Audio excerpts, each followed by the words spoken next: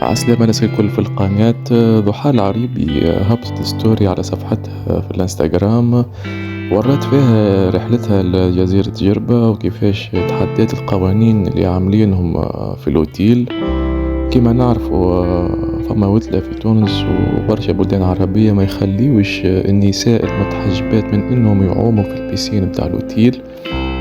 ضحى العريبي تحدات الناس الكل ودخلت تعوم بلباسها الإسلامي وبالحجاب متاعها، وما خافتش من ردة فعل المسؤولين متاع الأوتيل. بعد ما مشيت الأوتيل مشيت ضحى مع صاحبتها البحر، وهبطت في فيديو فرحانة فيه البحر اللي ما فيش قوانين وحتى وتحدد الحرية متاع الإنسان. الموضوع هذا أثار جدل حول أسباب منع النساء المتحجبات من السباحة في البيسين بتاع الأوتيل اللي هو المسبح معناه بالعربية، وهذا يعتبر غريب علينا كتوانسة وكمسلمين بصفة عامة،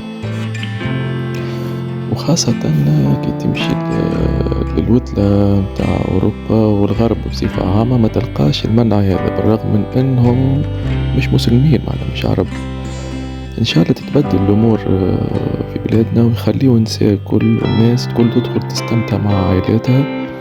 ضحى العريبي بالنسبة لي هي مثال للمرأة العربية الناجحة وقاعدة تخدم في خدمة كبيرة للسياحة في بلادها.